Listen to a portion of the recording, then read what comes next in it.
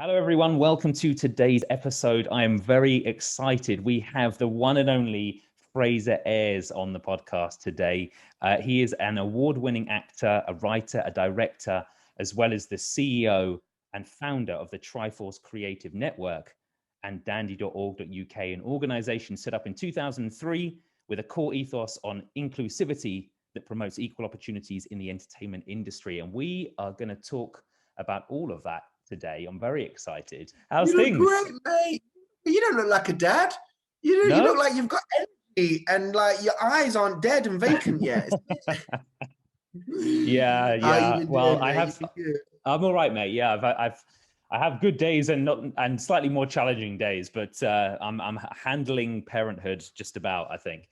So wicked, man. let's jump into how we actually know each other. We met got history. We do have history. It's been a long time. I was trying to work out the last time I actually saw you, and I think it would have been around and about 2013, something like that, which is at some sort of an event, a Triforce event. And because I think possibly welcome one. I think it might have been a party, Warren. Possibly was the last time we saw each other. Parties. There might have been a little bit of drinking and dancing, I think. there was definitely some dancing. I remember that on the dance floor, and me and Jimmy were trying to outdo each other. I think the electric slide was in full effect. Yeah, for sure. I think I lost that battle actually with Jimmy, but anyway. Yeah, good. So roundabout then, and but before that, we met in 2011. How was that experience for yourself, Fraser, directing that show at the Soho Theatre? I loved it. It was amazing, but we'll talk about that later. Yeah, well, as a director, it was a lot of fun. That was back in the day with Triforce, what we were doing with these, what we called them the 3 Ps. And they were, a play, a pint, and then pootle off home. And they were a way of bringing scripts to the fore, but in an environment. What we did was, there was music, there was lighting, there was, actors. We didn't ask you actors to be off book, but there was a familiarity. So it was all about literally people getting to see kind of the play that was almost already up. And it was an incredible experience. There was a lot. We didn't have long, did we? I mean, we had like 24 hours to get rather than do a reading, to get it up on its feet, blocked, lit, music, the lot. But to be honest, that experience, very much like an awful lot of Triforce's early days, that hard burn, it teaches you a lot. Do you know what I mean? And that kind of experience you get in one day could be split over several months, but you kind of just get on it very, very quickly. And for me, that was definitely one of my favorite ones of the 3 Ps. And it was just really exciting. No one was really doing that at that time. Or, the readings that we were doing was just everyone sat around kind of mumbling into scripts. Do you know what I mean? To actually have diverse work from inclusive talent that was actually, like I say, halfway there on a stage like Soho Theatre. Oh, it was so exciting, man. So exciting. Yeah, I loved it. It was I remember, it was a tight turnaround, but I kind of enjoyed that. And in a way, I think that brought the best out of everyone, really, because we there was no time to sort of ease yourself in. You just had to gaze at your navel and what's my motivation? Exactly. None of that. Lost as actors in our own kind of mental conundrums. Do you know what I mean? Actually, it's that thing, isn't it? Why don't you try acting? It's that thing. And when you're in that situation where it's like, here's the script, and in less than 24 hours, there's going to be 300 people watching you do it. Like, it forces you to get to that place quite quickly, doesn't it? Yeah, I remember myself and Jordan Pitt were outside the theatre, and we were scrambling through the lines and trying to help each other out, get it as familiar as we possibly could. And but it was such an amazing experience. We had so many cool people that came to watch it, and I just remember it was such a supportive audience as well. I really felt like they were on our side, and I loved every minute. I still look back on that very fondly, and anytime I communicate with Jordan now, which doesn't happen all the time, but some of the time I always reflect on that, because I think that was the last thing I actually did with him. Prior to that, we were in university together. Did you know that? No, I didn't know that. I didn't Yeah, know that. Oh my yeah. We studied goodness. together for Wow. 3 years. So when I realized he was involved in the play, I was really excited because it was the first acting job I had done with him since we Mm. left, and yeah, it was a lot of fun. Wow, I didn't know that. Yeah, but Yeah. all these years later, finding out the info. Yeah, I know. It just suddenly popped to my mind now. Good. So, and since then you've been directing, you've been acting, you've been writing, you've won so many Mhm. awards, and you're involved in so many amazing productions. Let's talk about your acting journey to begin with. You all right, Ricky? Where you been?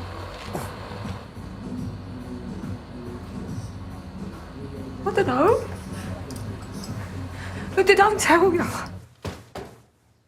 Why are you still here? Haven't you done enough damage? I've still got things to do. What things? Tonight, for a start. Gideon doesn't need you for that. I can do everything that's necessary. I intend to finish what I've started. They touch you? Did they fucking touch you?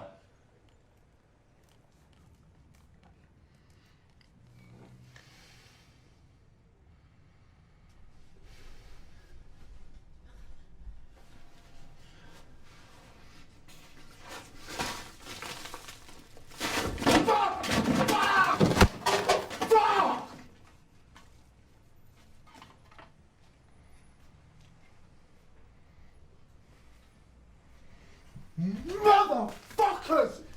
Fuck! Fuck!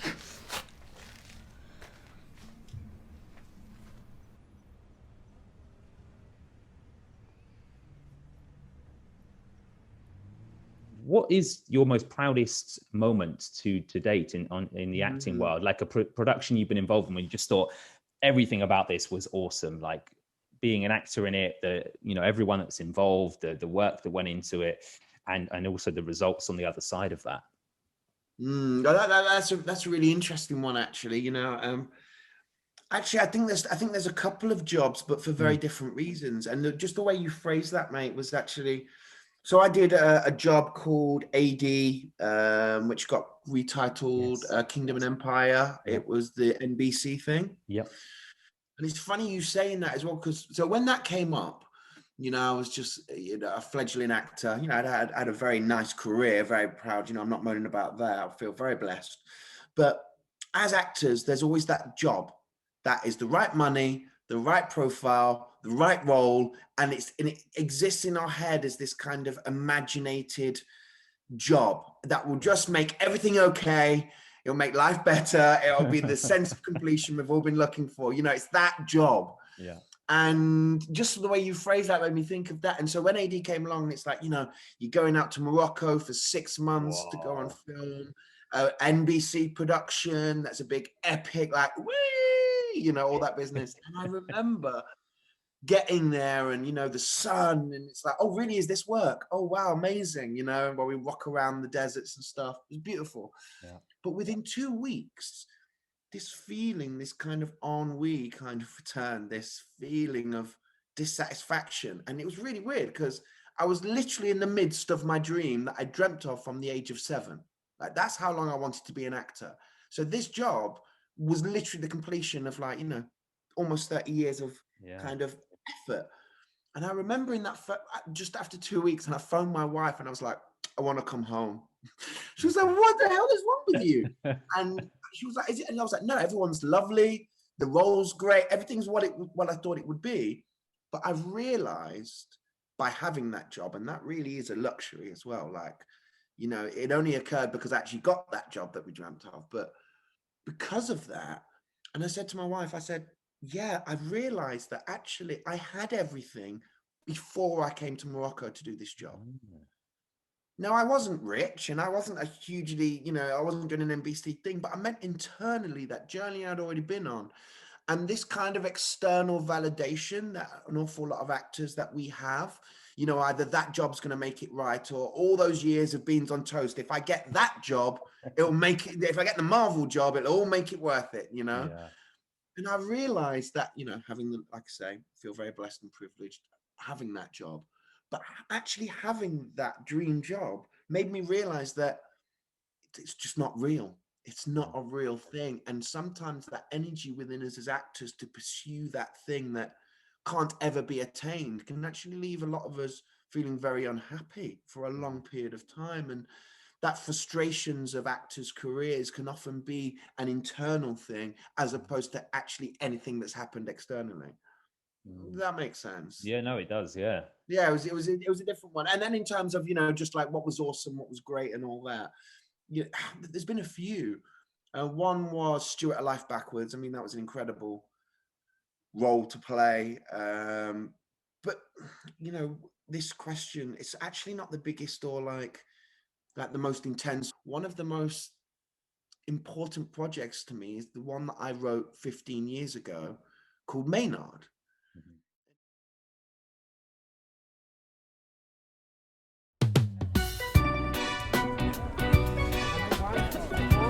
Come, I ain't got time for this. Mum's cafe's not gonna relaunch itself. Cheers for paying my bail, bro. Can you believe the police don't take switch? And they took my weed and all. Move the ting, no, man. We gotta pop into the church to finalize everything. Why? Not funny. Nah, honestly. You're a tool, I know that. Just don't be a tool right now, okay? Okay, I won't. So what's going on? Are you high? Not especially. It's Mum's Bloodfire Memorial tomorrow. Oh, that. Yeah, I ain't going. Oh, you're going? Are you high? Bro, this is your chance to put all that behind you. Say what you need to say to her. Ain't got nothing to say. Then say your goodbyes, bro. That woman disowned me. Her own son. You were selling crack from her cafe kitchen. Crack's delicious as well. Oh, you are as much use as a bumhole on an elbow. Mate, tennis hilarious though. You thought about my offer. The brothers Grimm back in business again, together. Yeah, still mulling. Money's sitting in the flat. I'll pop in a bit to discuss Ting Ting. I got a dustle last year. Gotta go pick up a massive order of Changalang. None of those were real words. Say hello to Auntie P for me, yeah? Laters. Yeah, I'll do that.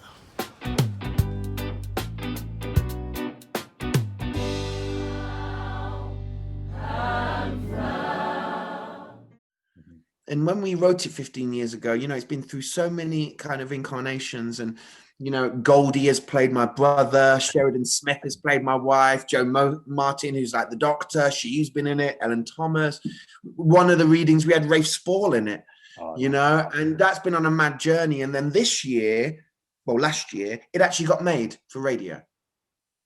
And so hearing it after a journey of 15 years, was amazing. And then it got recognized. I recently just received the Emerson Award for 2021. And again, like, even though that was my very first script that I'd written 15 years ago, for some reason with this cycle that's completed, it's now the most important, not just in a personal way of like, you know, it was the beginning of my writing, but the end of that cycle. And so it's not the biggest job or the one that I got paid the most money on or the one that was, you know, it's quite personal as to why that one's important. Do you know what I mean? Wow. Yeah. Oh, I like that. Wow. So that came out last year, did you say? On came radio? out last year. And then the Emerson Awards was this year, directed by Kathy Burke. So, you know, it's wonderful working with Kathy on that. Ellen Thomas, Kelly Shirley, Cobner Whole Booksmith, you know, great cast who are doing this version. And yeah, for it to finally be made and finally be recognized, for me, that's for the personal reasons, that's one of the most important, definitely. Yeah. Oh, that's lovely, man. I will I'm going to try and tune in and listen to that. It's on BBC, right? BBC. Yeah, BBC iPlayer, they've got it on there. Okay, cool. Called Maynard. Yeah, nice. Yeah, I'll definitely look into that for sure. I've just noticed your backdrop is pretty awesome. Where are you? Where are you? Oh, so right. So I live in Nottingham now. I live in Nottingham now. Okay. I was going to say it doesn't look very London. No, it's not. It's not very London. So for your listeners, you know, I was born and raised in Leicester in the Midlands.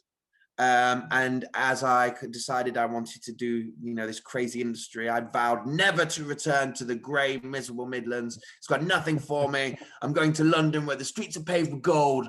And then you get to like 30 odd and you're like, do you know what? I'm going to go back to some nice peace and quiet. Yeah. So me and my wife moved back here 4 years ago. And where we live is actually where she grew up. And it's actually been really interesting being here during what's been occurring in the world as well. Do you know what I mean? In a very, very different environment. And because, the work that we do, be it the recruitment or TriForce or, a lot of my social circles are still in London, still very much connected to that city life, but very much removed from it. And that's given its own little perspective as well on this little time. You get to actually have a break from that as well, right? I had a similar feeling. I live in a place called Discovery Bay, which sounds very magical. It sounds very magical, dude. Yeah, I mean, it's not, but it's nice enough. It's pleasant. But I didn't discover much there, so they were lying to me. But it did give me the opportunity to get away from, because Hong Kong, I don't know if you've ever been there, but it's, a metropolis. It's full on, it's millions of people right next to each other all the time. And it was always nice to have that. I used to have to get a boat out to where I lived for about 20 minutes. Yeah, it was like a ferry. Oh, that's pretty cool. Ferry. Yeah, it was cool. It kind of was cool. The novelty wore off a little bit, particularly when I was rehearsing late at night. And then I was like, oh, I've got to run to get this boat, otherwise I'll be swimming home. But yeah, it was nice to get away from the busyness and the hectic lifestyle for sure. So I can totally, I can feel that vibe. So Fraser has written for various shows, and I'll mention a couple of them. In the Long Run, EastEnders, CBBC series Lagging, and Maynard, which you mentioned, which is going to be on radio. Is writing something that you've always been interested in, or did that sort of come around out of nothing, or what? How did you initially get into writing? What was the driving force? I thought, until very recently, I actually my own, our own like memories, kind of broken memories kind of story, and I always thought that Maynard was the first thing I wrote. It was kind of like that was my impetus for doing it. Wanted to get my voice out there, doing all that. But I was doing an interview recently, and they actually asked me about the acting. And they were like, where did the acting start? And in my head, that's a really clear story. And I was like, so when I was 7, I was in Beaumont Leys on an estate, single parent family. And I turned to my mum and said, at the age of 7, I want to be an actor. I mean, there was no internet, there was no reach. She was like, what the heck? It's not. And back in the 80s, it wasn't even a real job. Like, no, you could never, let alone a brown person. Like, no, this is insane. But my mum, being my mum, completely supported me and was like, as long as you're doing what you love, then you're never working a day in your life. And she really believed that. So she helped me pursue that. And then this interviewer said, okay, then, so you were 7. And I was like, yep. And we're like, but what happened at 7? And I was like, oh, hang on. And I realized, and I had to think about it. And I remembered. And what actually happened was, so I was at primary school and we were writing stories. And I wrote a story about an apple. And it was an apple that goes on this long journey. It would get eaten by a dog, which was really sad. But then the dog pooped it out and the apple was reborn, right? Love it.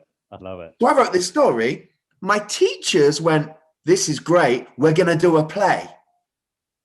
So what happened was in my primary school, they did a play of this apple story and they made me the apple. And it was only when I was recalling this story about the acting that I realized that actually I didn't start as an actor and the desire wasn't for acting. The actual thing that started it was writing this thing. Wow. And I was like, oh my goodness, that's really interesting. It's always been this actor rhetoric in my head and, focused up until the age of 20, knowing exactly where I was. And I realized it wasn't quite true, actually. And where it started was my love for words and writing. And it's quite interesting that things have come full circle. So again, for your readers, the background I come from was not very affluent. It was quite frankly poor. So, there was regular conversations and choices between heat and food by my mum, not by me. I was a baby, you know. So actually, that kind of very middle class life of acting or writing or those things, you know, is very alien to me.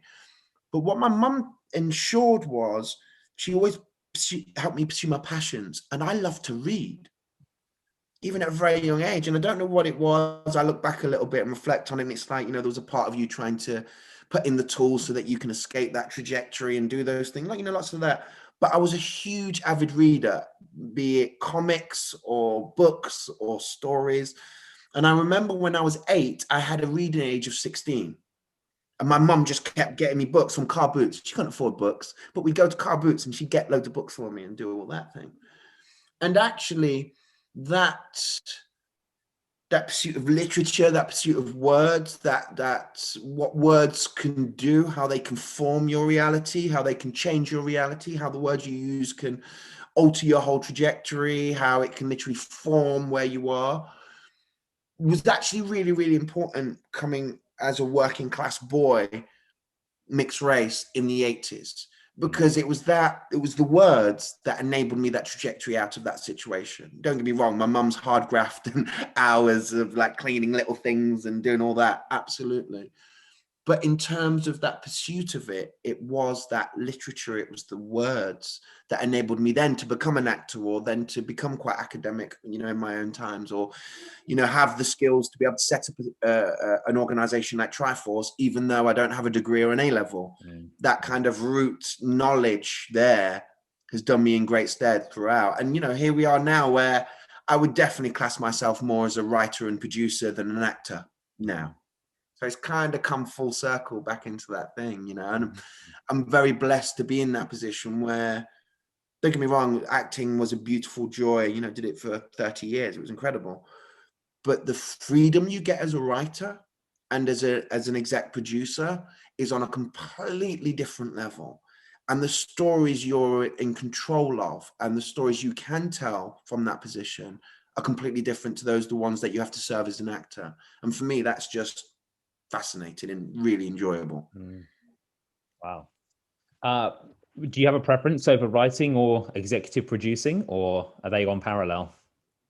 I think they're on a parallel, and in terms of the way we work with the production company, they tend to go hand in hand quite a bit, you know. Certainly when we set up, we didn't necessarily have the resources for script editors and those things. So it was a kind of like, write the theme tune, sing the theme tune, you know, do all that. And they kind of become part and parcel. And even when I'm working with other writers as an exec, it's my experiences as a writer as to how I'm communicating. I'm not communicating as someone who's,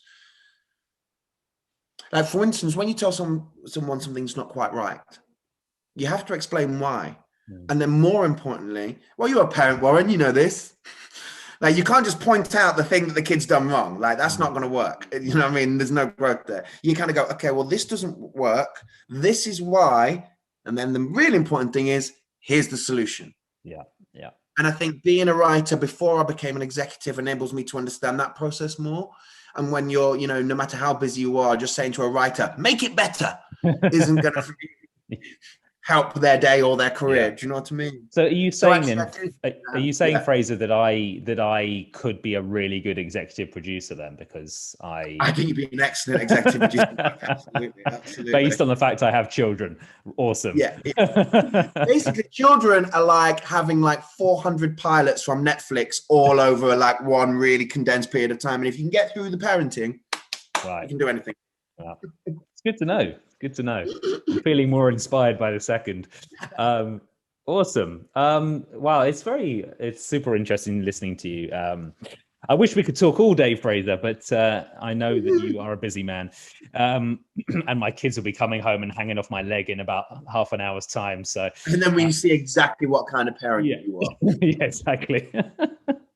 All right. So you mentioned TriForce, the TriForce Creative Network. Let's talk about that. That's how we met. That I was heavily involved with lots of things you were doing back in the day, and I miss joining you guys and being part of all of that. But why did you start it? Why did that all come about? What was the objective and the goal for the company? It came about. I was 23 at the time, and You know, at that time, you know, literally it was me and Noel Clarke. Like, we were the mixed race guys. Do you know what I mean? And, you know, my best mate at the time was one of the black guys, Jimmy Akambola. You know, there wasn't a lot of us. But when, you know, coming from my background, for me, it's not just about ethnicity. And when I looked around, not many women, not many poor people like myself, you know, who are just like trying to make it work, and actually £10 quite a lot for a sandwich. Do you know what I mean? Like, where are those people here? Where is the ethnicity miss? Where is all of it? And so in 2003, we were doing a play up in Edinburgh, and, you know, Edinburgh's a different vibe, isn't it, mate? Like, everyone's like, so what are you up to? You know, let me come and see your show. Here's my stuff. It's so collaborative and part of it. And, you know, and then you come back down to London and everyone's just like, so who's your agent? Yeah. Like, that's not really about me. That's about you. And it's different. And so we were up there, and I just went, what if we could do this atmosphere, this environment of inclusion where there are no closed doors, there is no barriers to that entry? What if we could bring that back down to the acting fraternity of the UK, and, you know, particularly in London? And so that's where it started. And so we started off with club nights, as you know, Warren. And just for your listeners, I have lots and lots of video and pictures of Warren being which will never see the light of day. I think I might have to post them on Instagram. So we started with club nights. And again, you know, I'd had a little think about what are the obstacles? Because, you know, the conversation about diversity and inclusion was being had. It's just that the actual realities of it were so much worse than they even are today, you know. And it was like, what is the problem? And what you actually found is a lot of very privileged or powerful people in our industry wanting to do something, but actually being quite scared of those other demographics. Like, and we're not just talking about, aren't black people scary? Like, because that is an aspect, that is a genuine aspect for a lot of people who don't have contact with certain communities, that they have a fear of it. But we're also talking about, you know, if we have a male-centered industry and then, you know, you have a room full of women, that guy all of a sudden goes, starts to freak out. Like, it's across the board. The privilege of our industry was very much across the board. And if you weren't from a very particular subset, it caused a lot of discomfort. So it was about, how do you bridge that? How do you stop that? Because that does need to change, because these people in power are not going anywhere. And we as talent, wherever we're from, still need that access. So how do we change it? So what we did was we set up the club nights, and, you know, we called it not working as opposed to networking. And what we did was we just got everyone drunk, and we got loads of talent drunk, and then we got loads of casting directors and producers and directors and execs drunk. And that was the source, the lubrication between those two things, where people are just drinking, they're having a good time, you just traverse those things. And then what would happen was those producers, execs, and decision makers would bring people in the week after, like, I don't care if you've got an agent, come and audition for this. And that was the beginning of, you know, the TriForce Creative Network, of us as an organization being a bridge between those two worlds of our industry and those of underrepresented voices. And, you know, it's been a long journey, these 18 months to get to where we are now, but it's been an important journey. And I'm proud of what we've achieved. You know, we've changed the lives of literally thousands of people. We have fundamentally shifted on-screen talent, and you can see it when you turn on the screens. We've altered the routes of access and how casting directors and producers engage with talent, full stop, let alone just diverse or inclusive talent. And so we're very proud of what we've managed to achieve over that time. Very proud. Tell us a little bit more about TriForce and why it's such an important festival. Well, I think it's an important festival because it's quite different. Actually, I was just talking to a filmmaker there, and we were talking about the prizes. Every prize is money-based or mentor-based, or it's about furthering your career. And actually, film festivals don't do that. So what they do is they take on all these kind of filmmakers, in a sense, exploit them because they get a program and they give you a laurel. And actually, all you want is the money for your next film. So we give you the money for the next film. Yeah, and I think as well, what we've done over the last, it's been running 7 years, and over the last 5 years we expanded it to be a whole day that's not just about the screenings. So there's also a series of seminars about things like distribution or finding funding or getting into the film industry, and then we do hands-on workshops. We've got a camera workshop, we've got a PR workshop with the woman who did PR for The Silent Child that won the Oscar, and we've got an expo room, and we just try and add things on every year. So we've actually funded quite a lot of films through the festival. So we've funded 6 micro short films for 17 to 19-year-olds with a partnership with Into Film this year that will be shown at the festival. And we've also got a live pitching session at the festival with one of our big partners, Professor Stefan Alish Taylor. And we're going to do a live pitch, and they're going to pitch for up to £10,000 each for their short film idea. So, if he likes all of them, he could fund all of them. Do you know what I mean? It could be a very expensive day for him. Imagine then, as part of this film festival, when the filmmakers are showcasing their work, you also have industry people in the audience, so the work can actually be seen. Yeah, I mean, with our seminars, we have industry speakers on all the seminars, and they do tend to stay for the whole day and watch quite a lot of the films. So we have people who are producers, who are directors, who are funders, who are distributors, all coming and seeing the films.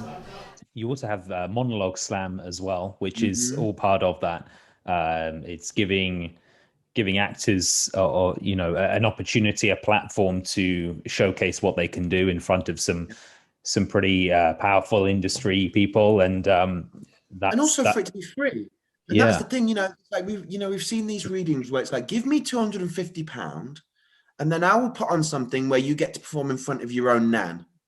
And you're like, well, come on, man, that's, and our industry was filled with that. There was a lot of very privileged people taking advantage of that desire within us all to go, oh, maybe if I put my hat in that ring and then it will come off, or maybe and there was a lot of that. And we're glad there's really not a lot of that now.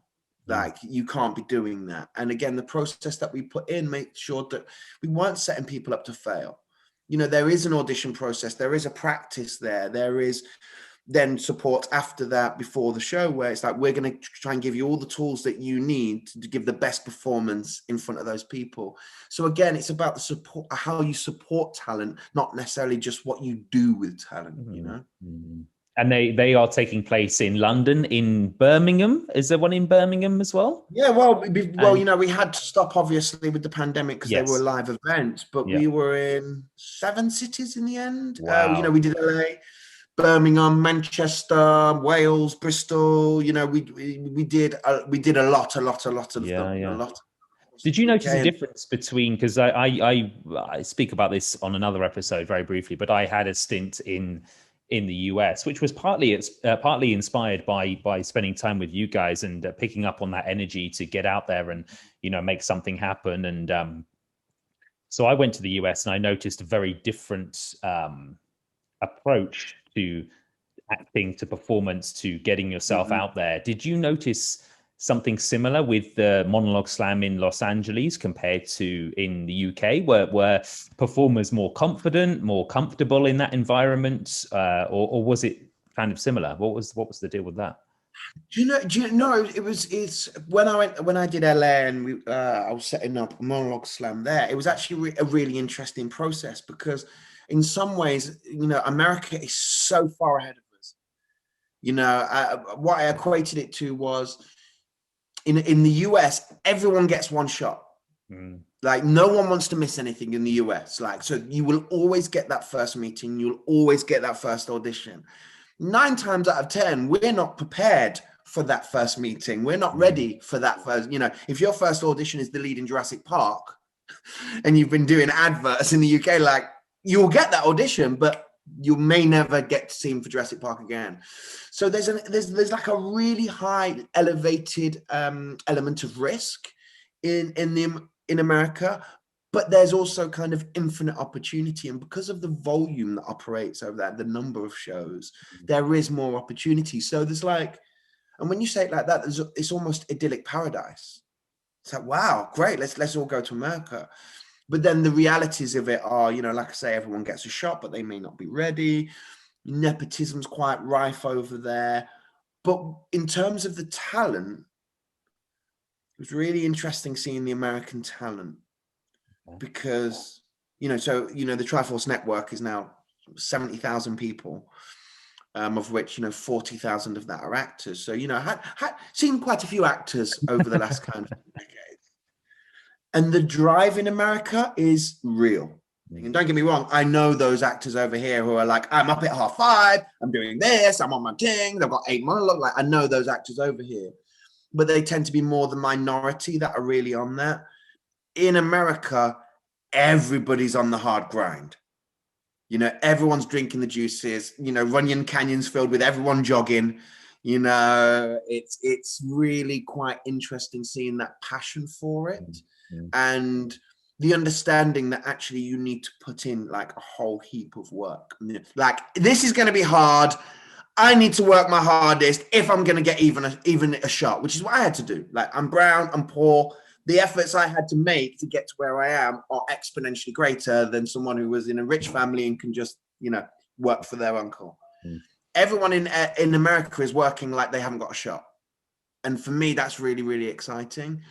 But also the flip side of that is that, you know, as you know, Warren, it can be a bit soul destroying out there as well, mate. It can be a real knock to your inner workings and make you look at things that you may not want to look at, quite frankly, because it's really, really hard. It's really, really, really hard. Yeah. Jimmy Bowler, who was the co-founder of TriForce, you know, he's done the last 10 years out there, and, you know, he's had a great thing, you know, doing like Ted Lasso, and he was in the Arrow and working with Hemsworth on Dangerous Game for, like, you know, he's had a great time out there.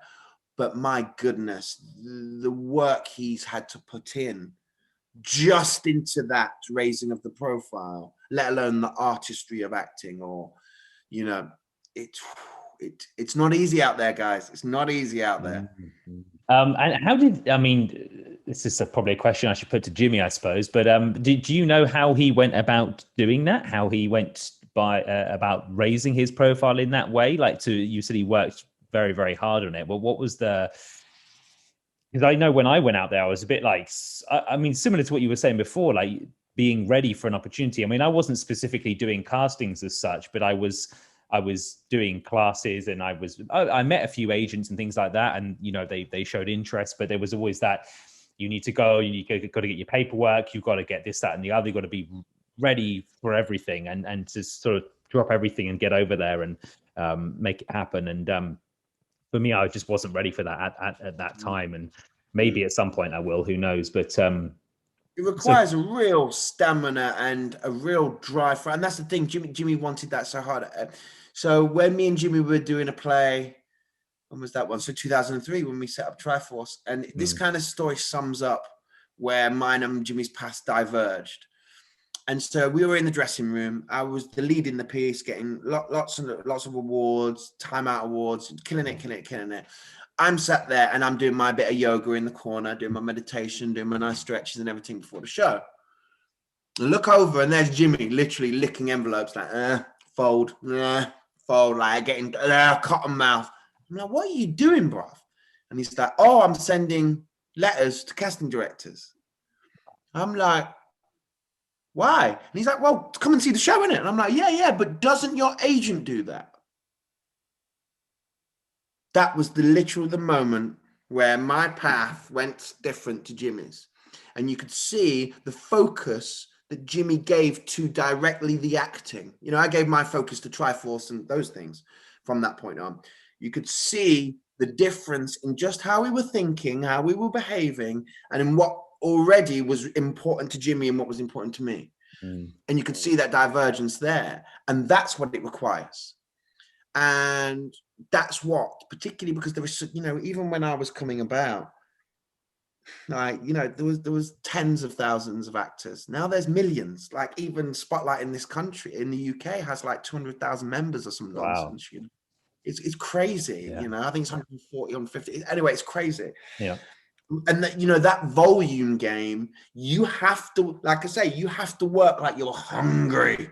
Like you are poor and no one wants to give you a shot. Like, you need to just do every day like that, because unfortunately for actors, You literally look behind you and there is a brother who's doing that. And he will be in the audition. You've sat there in the audition room and you're like, oh man, I could have read that a couple more times. Maybe I should be off book. And you look to your left and that guy is off book. He's dressed like the character. He's like, oh yeah. When you see that difference, and I think, you know, if you're going to want to be an actor now, that you've got to want it, and with that focus and that kind of almost mathematical precision, because literally someone else will. And so it's not just about passion, it's about how you apply that passion now, I think. Well, there we go, guys. Plenty to take on board there for any actors coming up in the industry right now. And you got to want it. And if you don't want it, don't do it. That's what I would say. If you don't want it, simply don't. There are so many easy. So I love my MMA.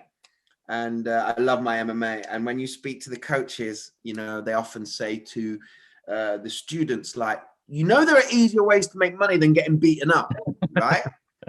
Like you, the only reason you're going to get in this ring is if you love it. You got to want it. You got to be hungry. Because if you're not, there are so many other ways to make money rather than getting beaten up.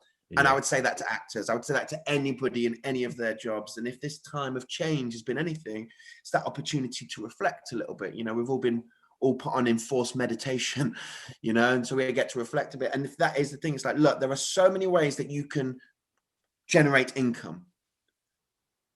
Make sure that the way you're generating income is the way that you love and care about, because that's what will keep you going when it's beans on toast and it's not big mansions, you know. And for actors in particular, you gotta want the acting, and if you want it, then do what's required. Don't try and, you know, skirt around the edges, because like I say, there's thousands of people who are not skirting the edges anymore. They are not skirting. So dandi.org.uk, how did that come about, and how does that differ from TriForce and in terms of what you're trying to achieve and what the goals are for that? Well, the TriForce Creative Network was very much a talent development organization. You know, we find talent, we support talent, we promote talent, and then deliver talent. That was the kind of trajectory, and we've been doing that for, you know, like I say, 18 years. And what would happen is our industry would constantly call us up and go, have you got this demographic, or have you got these directors, or have got that? And the answer would be, of course we do. But then we would say to them, look, we don't charge actors. We've never charged a commission. We've never charged a membership. It's not how we operate. We always have believed that this conversation around about inclusion needs, the onus needs to be put on our industry, and that they need to support the work. And to be honest, finding that support for that 20 years was very, very difficult. I mean, we've never received support from the Arts Council because, quite frankly, they don't understand about social mobility. And working class may be their buzzword now, but literally there's not been a thing for them. And so for us, it was always important not to charge the talent. Really, really vital. But like I say, that creates challenges. And, you know, how do you do a big event like Monologue Slam if you're not charging the talent? So we would look to the industry for that. And 3 years ago, I was kind of like, look, TriForce is incredible for the talent and, you know, for what we've done for on-screen talent, but we need to make this sustainable. And so Dandi is the answer to that. And what it is, it's the industry-facing side of the network. And we work with production companies and broadcasters to help them crew and recruit inclusively. So, for instance, we will work, you know, we were working with Hat-Trick. We were working with Hat-Trick on Have I Got News for You? They were looking for a broader pool of writers because, quite frankly, all of their writers are one tone. Came to us, we worked with them, found some talent, worked with that talent, boom, boom, boom. Those 4 people are now writing regularly, and they've written on the last 3 seasons of Have I Got News for You, even though they were never on the radar before. So our argument, you know, as we've talked about before, Warren, is the talent is there. It's usually that our industry hasn't paid attention in the right ways or listened enough. So Dandi is that way of going, look, no, we can be that bridge to explain to you that actually talent is there. They are ready. They just need that connection. So that's been going incredibly well. And when we set it up 3 years ago, this time last year, we were working with 6 clients, Expectation Media, who do the Steph Show and some incredible things. We're working with Hat-Trick, working with Monkey Kingdom, who do like Men in Chelsea and those kind of shows, and Don't Hate the Players. 6, it was great. Then the pandemic happened and our industry imploded for 3 months. Like nothing, you know, even EastEnders wasn't being filmed. And there was great concern because we were really starting to make moves. Like we were getting senior people, like development producers, decision-making people into these offices. And then it kind of stopped. We were like, okay, what's going to happen now? And then we had the tragic and awful murder of George Floyd and the subsequent protests. And a very strange thing happened within the entertainment industry is that for the very first time in literally decades, they understood and they listened. And when our industry came back online, they came to us and went, hang on, you're the guys who have been doing it for 20 years. We're now listening. We are now ready. We're now doing that. And we were kind of like, okay, we've heard and seen this before. You know, I'm old enough to have been there when Michaela was talking about support. Our, you know, Lenny Henry, Idris, Riz, Westminster. Like, I've been there. And what tends to happen is a little bit of noise happens. Our gods of our industry say it's a watershed moment, and then nothing happens. You know, that's the cycle. So we were kind of skeptical about it. And that's not what happened. And don't get me wrong, our industry is still very racist, misogynistic, classics, you know, put in the word that you want. But actually there is a fundamental understanding that they are the problem and that this issue that is caused by lack of access has actually been caused by them. And now, so when we set up Dandi 3 years ago, up until last year, we'd managed to place 100 people over 2 years, which was great. I mean, that's 50 people a year who would never have access to the industry. That's brilliant. Between last September and now, we've placed over 400 people. So you can see the receptivity of the industry has gone pop, and it's literally done that. Well, like I say, we were working with 6 production companies this time last year. We are now working today with 58. That's incredible. And we're working, you know, we're crewing up Killing Eve. We're crewing up Made in Chelsea. We're crewing up Hannah for Amazon. But we're, you know, we're also doing, like I say, Made in Chelsea and the Proms, you know, or it's across the board. And we've put out over 500 roles since January alone. And when you look at how the industry has shifted in terms of that receptivity, that's been incredibly exciting for us. And so now, you know, that extension of the TriForce Creative Network is entirely sustainable. People are getting work. And because of the people we represent, i.e. those most impacted by this bloody pandemic, that's quite satisfying. That those people who are having the roughest trot, at least we can put money on their table, pay the bills, cover the mortgage. Do you know what I mean? That kind of work. Yeah. And then on top of that, what's now happening is because of this volume that's now operating, we're really seeing what the real problems are in terms of this recruitment. But because of this volume, even if the conversation goes away, we're inside now. Senior roles, producers, executives, casting, like those decision-making roles, we now have much broader pools of people. So like I say, even when kind of the door closes, we're on the inside now. And for me, that's the sustainability, that's the excitement, that's what's happening. You're seeing that in commissioning trends starting to come down now, and commissioners are asking for different things and how they want them implemented and who they want making those kind of shows is being different, you know? So that's Dandi, and it's working really, really great. And it works at all levels. You know, we work with senior talent, but we also work with entry level. So, you know, doing a big thing with the BBC for Shetland for the trainees. But it's not just schemes. It's not just programs, which our industry is so obsessed with. It's like, no, give people a job. They are ready. And now, you know, I know I sound very optimistic. And I know you know me, Warren, like you've heard my miserable Fraser of TriForce going, the racist, the misogynist, you know that guy as well. We are definitely in a different time now. And like I say, it's not utopia, but nonetheless, the work, it's not work to do the work now. Like you'd be in a room and you have to explain that there's an issue around discrimination or an issue about access before you could even go, and hi, I'm the guy who can solve it. And you realize that you're kind of waving and you'll realize that you're trying to solve something that they don't understand. Now that conversation's done, everyone knows there's a problem, everyone knows it needs to be fixed. We can just actually just get on with the solutions. And for me, that's exciting. Wow.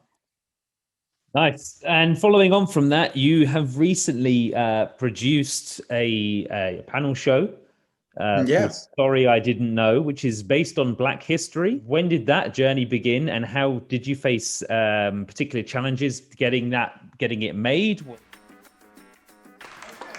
I am Fraser Ayres. I'm Minnie Ayres, CEO of the TriForce Creative Network and Dandi, and the executive producer of Sorry I Didn't Know. I'm Jimmy Akambola. I'm an actor, but right now I'm really happy and proud of being the host of Sorry I Didn't Know, History with a Touch of Colour. ITV1, can't believe it. So we wanted to make a really commercially viable panel show that everyone can relate to, but is actually about Black history. The stories that we've got to tell are actually for everybody. Our next round is called Sorry I Didn't Know. It's a very funny line. Sorry I didn't know some of my best friends are Black. Sorry I didn't know. If I don't know that much, maybe that's because there's not much of it out there, on my TV screens, Praise to ITV, they're actually engaging with key partnerships to get the right people who actually have experience in this field to make that content for people. and I think that's being reflected as well in the people who are coming together to make this show. People are there, you just have to look a bit harder. Mm-hmm. I'm really excited that the team captains are not men, they're not white men, and they're not even Black men. They're two beautiful, amazing Black women that represent Black excellence to me. Chizzy Akadulu and Judy Love. It feels like a family. It feels like everybody's on the same page, everybody's really excited about the show, and they see the importance of it, filling a really important space. We're now, ourselves and other organisations, in a position to take advantage of this gap, of this receptivity, to really push a change through. There's an open door now. I'm literally just pushing as fast as we can. This really does feel like a moment that promises real change, and I really hope that's the case. That was a real challenge of a process. We made the original back in 2016 for that, and again, it's a wider conversation about what is Black content. What is that kind of Black content that will be commissioned? When you look at what commissioners will actually commission, it's usually Black trauma, Black pain, or they want us on estates, jocking people and stuff like that. It's not very nuanced in terms of what would be commissioned, or, when we don't call Only Fools and Horses a white comedy. We don't call, it's just a comedy. But Desmond's is definitely a Black comedy, and In the Long Run is a Black comedy. Like, why? It's just a comedy. Yeah. So for me, there's always been this conversation about what's allowed to be shown from these communities, and also what is wanted, and all those kind of things. And my argument is that to get beyond tokenism, the content has to speak to all parties. And I'll give you just a very quick example for your listeners. Black Panther.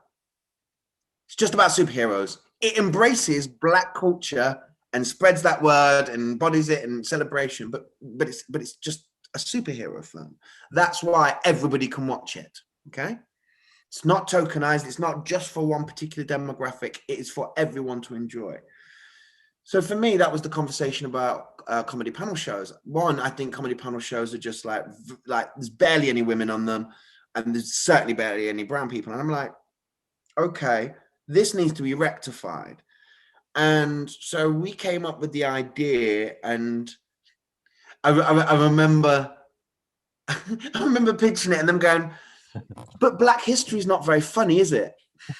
And you go, like we've got more than just being slaves and like we've got kings and queens, and we were still the richest, like Mansa Musa is still the richest guy ever to live like. And what you realize is that an awful lot of this rhetoric, particularly in the UK, this lurch towards the right, it's always down to a lack of knowledge, mate. And people can only go, well, there were no Black people in the war, there were no Asians in the war, because they don't know that there were Black people in the war, there were Asians, there were women there. And so you can't say that if you do know it. So for me, it was a big part of going, okay, I want to create a show that speaks to everybody, not just to the demographics that, you know, would primarily go, well, I want some of my history to be on TV. I actually want white people to watch that. And the way you do that is by making it, again, non-tokenized, fully inclusive, open arms, and you just make a panel show. And that's the thing. Yes, there are black people in it. Yes, we have 2 female team leaders. Yes. But it's just a panel show. It's just like QI. It's just the same thing. So as black people watch those shows, and there's no question about that, same way, white people can watch this show and just laugh. It's just funny. It's just interesting. In the same way that QI is interesting. You don't have to be a professor to be into QI. It's just interesting. Same thing. And what we managed to do with that was quite successfully show that, you know, what is black content? Like, no, it's just content. It's for everybody. And we had incredible audiences. We are hopeful for a second series.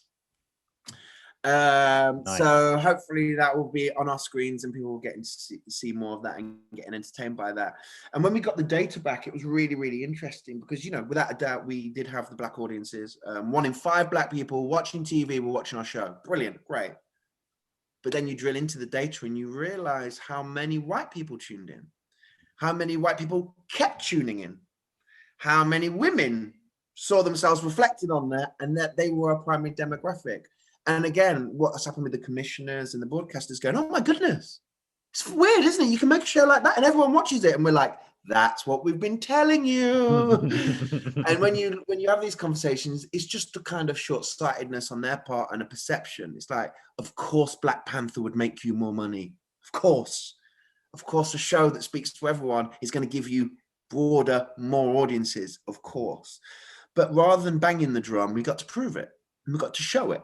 And that has made a fundamental difference. And that has led to a snowball of commissions for TriForce Productions in the work that we're doing. And also for me as the creator of it, you know, people going, okay, Fraser, like the way you came up with that. What about this? And so we are seeing that content come more to the front. That's not just tokenized or about one demographic for one demographic. No, we're seeing global productions. We're seeing open productions. And for me, that's the change, and that's really exciting. And SIDK being kind of like a kind of flag bearer for that new conversation, again, it's something that we're very, very proud of. Exciting. Yeah, well, let's hope then for a second series, and we're going to play a little game, and then we're going to have Fraser Ayres' final thoughts, and then we are done for the episode. Are you ready to play Would You Rather? Yeah, I'm ready. I'm ready. Awesome. All right. Number 1. Would you rather talk to animals or speak all human languages? Talk to animals. Mm-hmm. Would you rather be reborn into the past or the future? The future. Okay. Number 3. Would you rather be able to run 200 miles an hour or be able to fly 20 miles an hour? That's really easy. I would like to run for 200 miles an hour because, Warren, I'm going to be clear about this. You can probably achieve escape velocity at 200 miles an hour and then fly from that. Wow, you gave that some serious thought. I love it. Yeah, man. Nice. When it comes to superpowers, I really do give it some serious thought. Awesome. All right. Number 4. Would you rather clean a rest stop toilet or work in a slaughterhouse for a year? Rest stop toilet all day long. Number 5. This is a bit of a strange one. Would you rather eat dinner alone for a year or have to take showers at a public gym for a year? Eat alone for a year, man. I couldn't do the gym thing. It'd be too much. Yeah. All right, Fraser, your final thoughts for the episode, please. Something uplifting, an approach to life, dealing with positive and negative change, that sort of thing for our audience, please. Okay, this is my final thought, right? So we're all going through like the most crazy time of flux and change. And when that happens, we can often think to ourselves that we crave security. And we can often think to ourselves, I just need to try and save what I've got and keep here and boom, boom, boom. And changing work, changing environments can be really, really scary to us. What I like to say to your listeners is this period of change is also the best opportunity for change for yourself. And if there are things in your life that aren't working, like when we come out of all this lockdown and you realize that you're going to go back to a job that you hated 5 years ago, then don't go back to that job. Don't do it. This time of reflection, this enforced meditation, as I call it, has enabled us to ask all those terrifying questions of ourselves that none of us wanted to do. That's why we have cinemas and iPads. We don't really like to ask big questions like, who am I? What do I want? What am I here for? But we've all had to ask them. And what I'd say to your listeners is don't be afraid to answer them in the most positive, best way for you possible. And if you found that there's things in your life that you're not enjoying or aren't quite working, even though they may represent a piece of security, don't be afraid to let them go. Because this next chapter is going to be really interesting for all of us. And you kind of want to be in the best place for that, because there's lots of goodies to be had. And that would be my advice to the listeners. I love it. Love it, Fraser. Thank you so much for today. It's been an absolute pleasure talking to you. So good catching up with you as well, brother, man. That was just lovely. Cool, man. Well, enjoy the rest of your day. And say hi to the family, man. Yeah, say hi to Minnie for me as well. I haven't seen her for a long time either. Yeah, Take care, man. Big love, soldier. Yeah, we are in a place where women are underrepresented, black people are underrepresented, social mobility is an issue. And until we do that equity and, fatten it out a little bit, we're not going to be actually getting to that wonderful state of equality that we're all aiming for.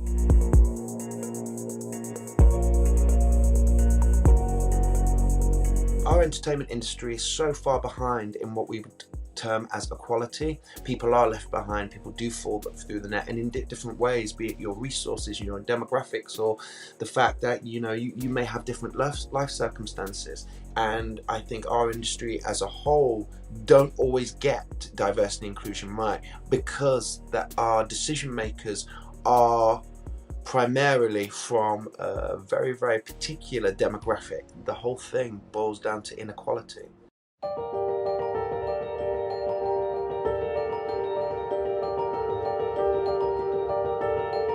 So one of the problems our industry faces is this lack of diversity of experience. And what it means is that as we understand that bigger and wider stories need to be told, if we can work in a way where the experience of our industry that has been built up over this time is actually combined with this fresh creativity, these new ideas, this way of looking at work from the outside looking in, then I think we can start to make that really, really excellent content that really starts to traverse those demographics and those worlds. It's quite interesting how our industry tokenizes or parcels off, content made by people who aren't necessarily from those usual demographics I was talking about.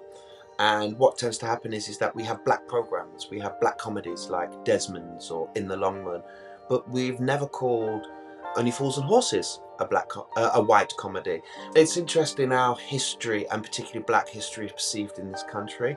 It's called Black History when actually it's just history. Whenever we see black stories, primarily on TV, they're kind of ghettoized, they're very violent, or when we're talking about historical facts, they're very much based on our oppression, they're based on our trauma and exposing that. When actually, if you speak to anybody amongst our communities, we have so much to celebrate. We have kings and queens and pioneers and inventors, and we very rarely get to see those things on our TV. And again, I think that's part of the shift in conversation, is that rather than calling it Black history, we just say it is history. And within that history, yes, there are some very, very negative things that have happened, but we're also missing out all that positivity, all that warmth that is to be celebrated.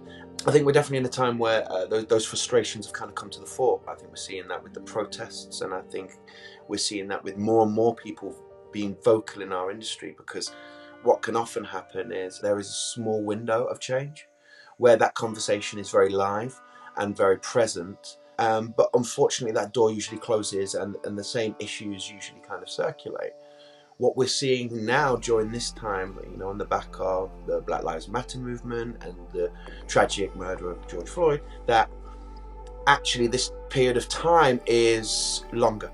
And so we have more and more high profile people putting their head above the parapet to make sure that they are heard. We need equity, and to do equity, we do need to raise people up. We do need to spotlight and profile talent, be it working class talent, be it underrepresented talent from across the board.